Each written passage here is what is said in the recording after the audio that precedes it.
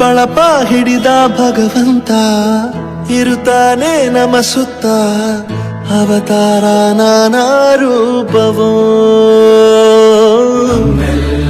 ಹಣೆ ಬರಹ ತಿದ್ದಿ ಬರೆಯಲು ಕತ್ತಲೆಯಿಂದ ಬಂತ ನಮ್ಮ ಕೈಯ ಹಿಡಿಯುತ್ತ ಕರೆದೊಯ್ದ ಬೆಳಕು ತೋರಲು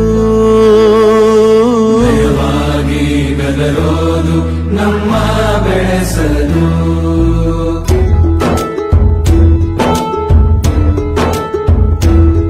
ಭಾಷೆ ಅಮೃತ ಕುಡಿಸೋ ತಾಯಾಗಿ ಭಾಷೆ ಅಮೃತ ಕುಡಿಸೋ ತಾಯಾಗಿ ಭವಿಷ್ಯ ಬರೆವಂತ ತಂದೆನೂ ಆಗಿ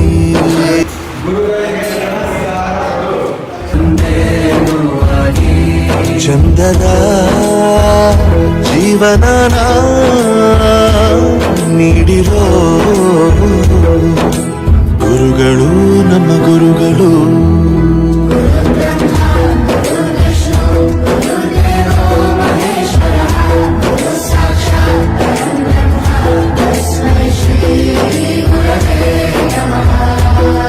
ಗುರವೇ ನಮಃ ಗುರವೇ ನಮಃ ಬಳಪ ಹಿಡಿದ ಭಗವಂತ ಇರುತ್ತಾನೆ ನಮ ಸುತ್ತ ಅವತಾರ. ಗುರು ಎಂದರೆ ಹೂ ಎಂದರೆ ಕತ್ತಲು, ರು ಎಂದರೆ ತೊಲಗಿಸು. ನಮ್ಮಲ್ಲಿರ್ತಕ್ಕಂಥ ಕತ್ತಲನ್ನು ಅಳಿಸಿ ಜ್ಞಾನವನ್ನು ನೀಡಿರ್ತಕ್ಕಂಥ ನಮ್ಮ ನಿಮ್ಮೆಲ್ಲರ ಅಚ್ಚುಮೆಚ್ಚಿನ ಶಿಕ್ಷಕ ಒಂದವರು.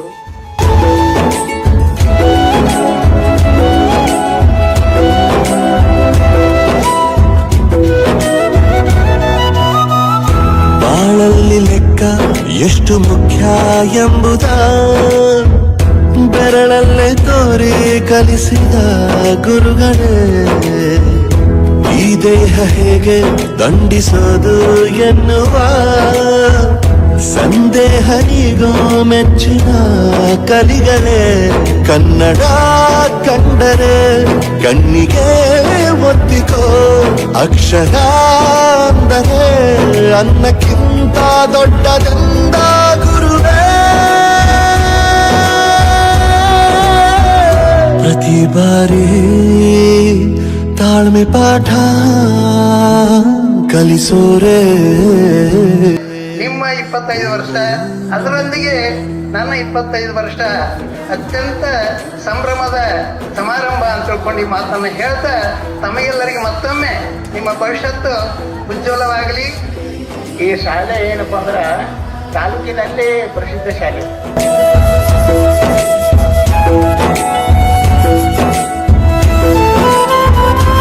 ಎಷ್ಟು ಖುಷಿ ಆಗ್ಲತ್ತಂದ್ರ ಈ ಗುರುವಿನ ಬಗ್ಗೆ ಇರತಕ್ಕಂತ ಒಂದು ಶ್ರದ್ಧೆ, ಪ್ರೀತಿ, ಭಕ್ತಿ ಎಷ್ಟು ವರ್ಣನೆ ಮಾಡಿದ್ರು ಸಾಕಾಗಲ್ಲ.